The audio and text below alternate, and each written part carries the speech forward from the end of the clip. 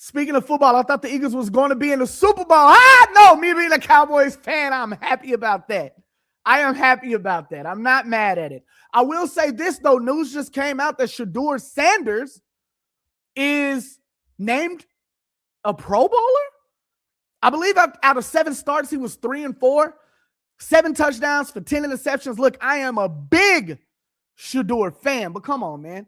This just adds to the mockery of what the Pro Bowl really is to the fans, to the football people that be, to the players. Like, this proves to the mockery.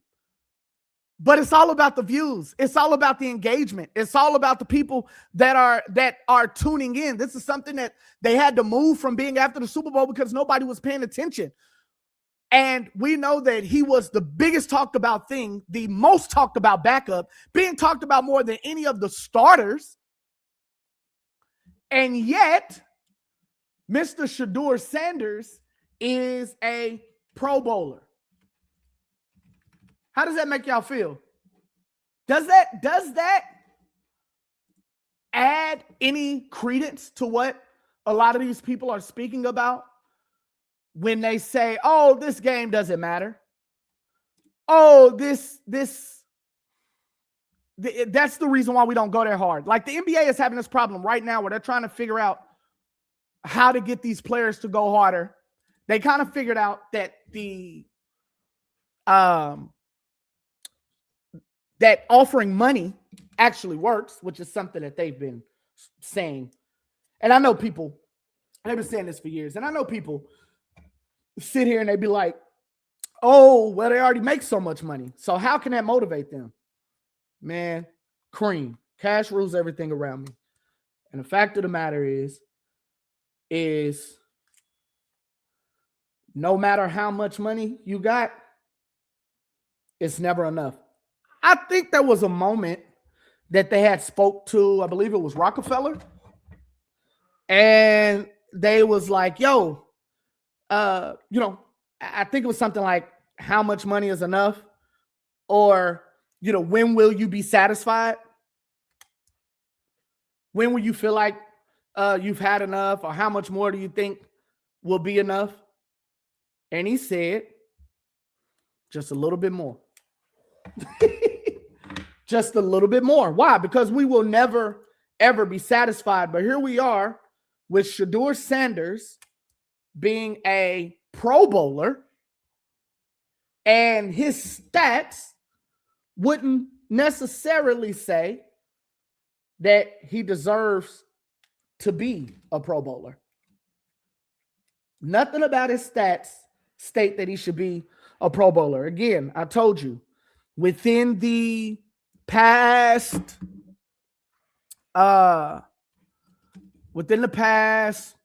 7 games that he started, 3-4, 7 touchdowns, 10 interceptions. Now, I actually did watch those games, and those games were amazing. Those games were exciting.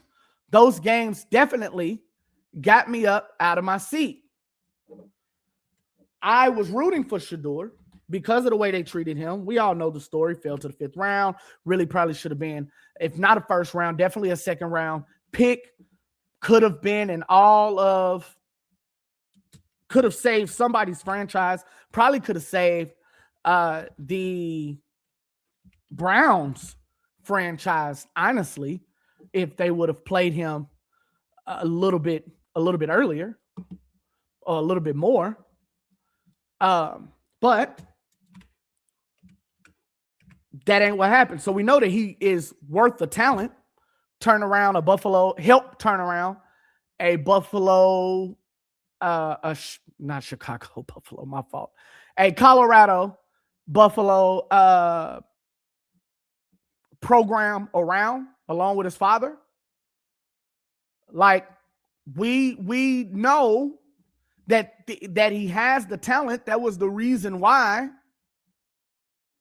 he was so talked about, and the reason why he was talked about as much as he was. So, with that being said, we know, with that being said, Shedeur, We know that he can bring the eyes, right? And I think that that's why the NFL actually did this. I think that's why it actually decided to make him a Pro Bowl selection, because they knew that he would bring the eyes. But when you see other people who have done certain things, when you see other people who have been just as great, when you see other people who did a bit more with their team that you could have called, i.e. maybe a Justin Herbert, I don't know. You chose to call a Shedeur Sanders who, by some's assessment, he didn't do enough to be on here. He didn't do enough to be a Pro Bowler. But then you have players saying, this is what we're talking about. Anybody that you could have called, and we called Shedeur. Again, I like Shedeur. That was my favorite play right there. I like Shedeur. He got me up out of my seat. He gave you something to hope for. It was pretty. He is one of the best passers of the ball right now in the league. When we talk about a pure passer, throws dots consistently. But a Pro Bowler? Imagine if this had happened in the NBA. A player averaging on a team at the bottom of the league. Let's say average, maybe only started, let's see, they generally do it at 42 games. Maybe only started, let's see, 7 of 18. Let's say maybe only started 15, the last 15 games. Maybe averaging somewhere like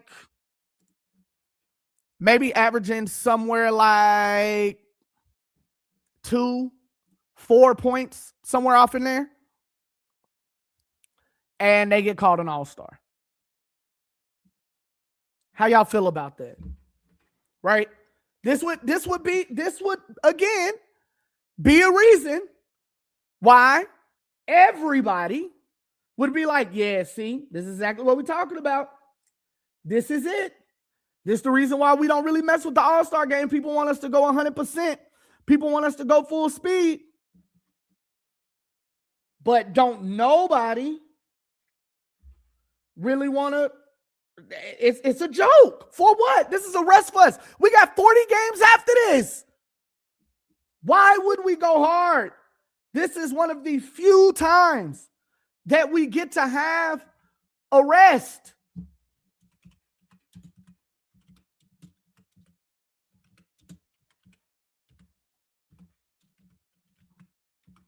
This is one of the few times that we actually get to have a rest, and you want us to go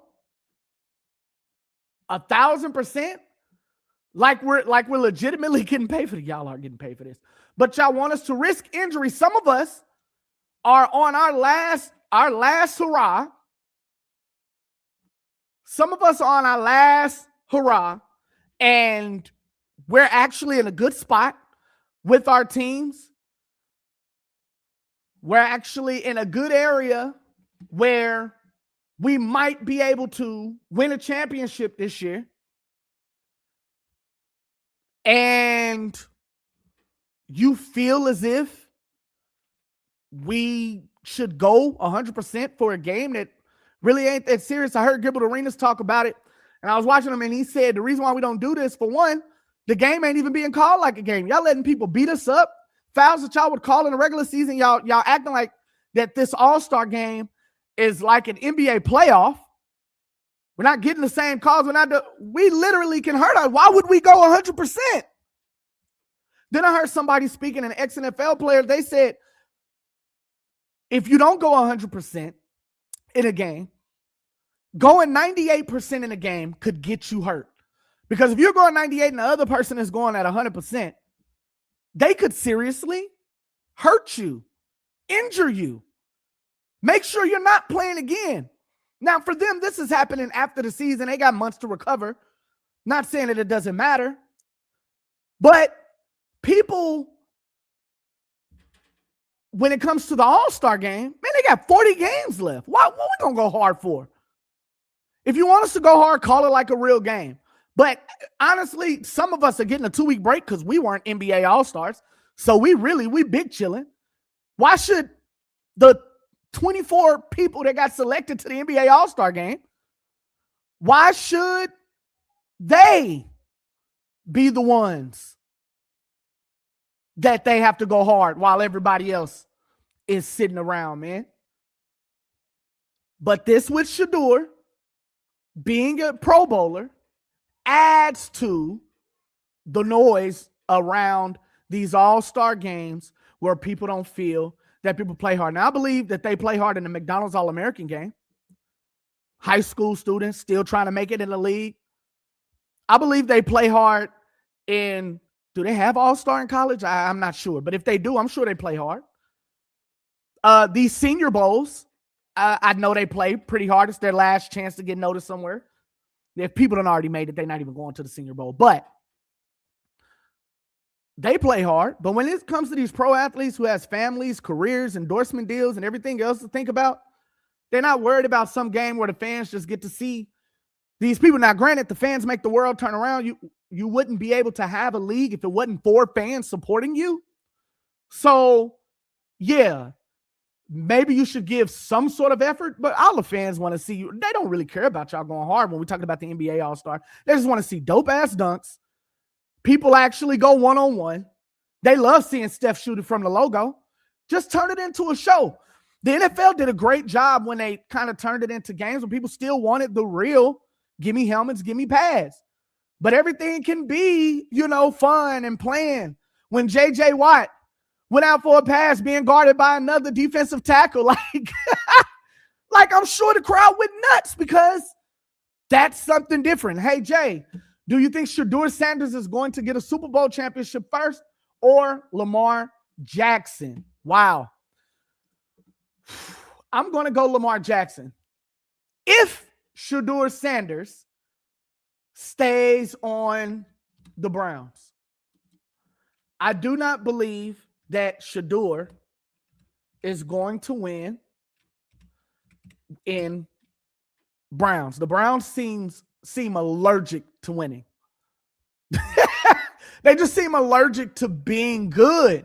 They have sucked my entire life. And if he stays there, I don't believe we will see him winning a Super Bowl at all. When we're talking about Lamar Jackson, they just recently switched his coach. I think fans just want to see NBA Street. Exactly. NBA Street in real life? Yeah, remember that game. Loved NBA Street, man. One of all-time favorite games ever. NBA Street is where it's at. Hey, I do like NBA home court because you got to create your home court. But NBA Street 2 is elite. Me and my son actually still play that whenever we can find it. So, yeah. Nah, that game is like that. But Lamar Jackson, he just switched his coach. Honestly, that team is still that team. Still got King Henry a part of that. Roquan Smith, that defense is still nice. I'm sure that Lamar Jackson will not be hurt coming back. Hopefully he'll be healthy. I don't see him, having a year like this all the time because he's not going to stay hurt. But yeah, I think that Lamar is going to be Lamar because he's the veteran. He is more talented than Shedeur. Is he a better passer of the football? He can pass the football better. I don't know, but he's got a lot more experience, more playoff wins, more playoff. Yeah, it's as it stands now. Lamar should win within the next 3 years or so. As it stands now. If it goes longer than that, let's say, so you would have that I see Shedeur Sanders winning a Super Bowl in the next 5 years or so. No, if he stays with the Browns, there's no way in hell. If he goes somewhere else, let's say like a Dallas, come on, Shedeur, he probably could. Because the thing about Shedeur is while he did throw a lot of interceptions this year, like I said, 10 interceptions, he's honestly risk averse when it comes to throwing the football. He's able to fit it in tight holes and he doesn't risk it. I think he was taking a lot of those chances during this year because of who the Browns were and just trying to bring excitement, trying to prove that he deserved the number one spot. But he normally wouldn't throw across his body. He normally wouldn't just allow it to hang up in the air. And had they had a better line and he had time to actually think about what he was doing, some would say that they probably, some weird way, could have made the playoffs. So if they can get all that fixed, yeah, because that defense is crazy. Just fix that line, give them a few more weapons when we talk about receivers. His running back, Judkins, is nice. The Browns might be able to do it, but do I see them doing that in 5 years? Still hanging on to his prime? I don't know. You start losing people. You maybe don't have the same squad that you once had. A lot of things change, man. He would have to strike within the next 2 to 3 years, and I don't see that happening. Mind you, the Eagles did it. The Eagles were able to switch up their entire line in a matter of 2-3 years and then made it to the Super Bowl and won a Super Bowl. And so it can be done, but that was a lot of money they dropped.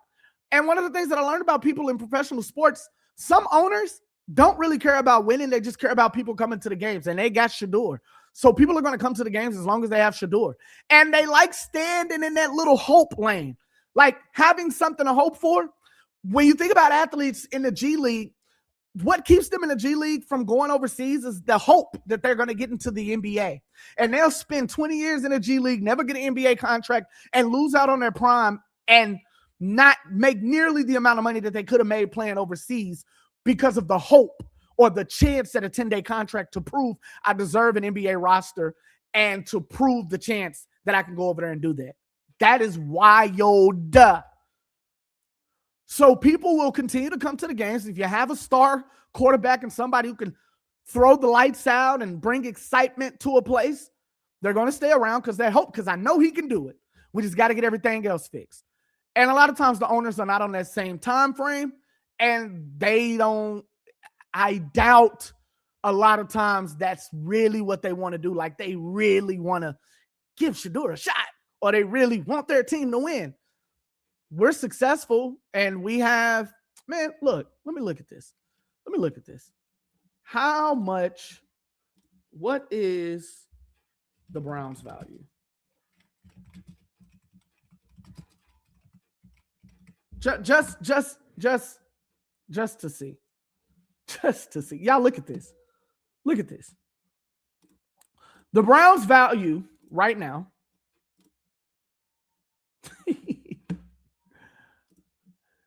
is $6.4 billion. The Browns haven't won anything ever, and they're worth $6.4 billion. I don't understand. Make this make sense, guys. They don't have to win. They're worth $6.4 billion, which means the fans and the community and the NFL is pumping dollars into them, and they don't have to do anything. 6.4 billies. They don't have to worry about trying to win. For what? It makes 0 sense. Zilch to them. Zilch.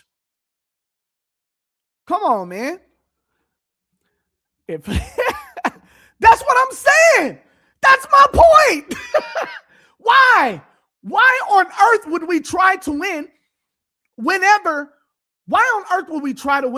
we're worth that much money? Whenever y'all say that our standard, that our personal standard is good enough. We're worth $6.4 billion. We're good. That's good enough.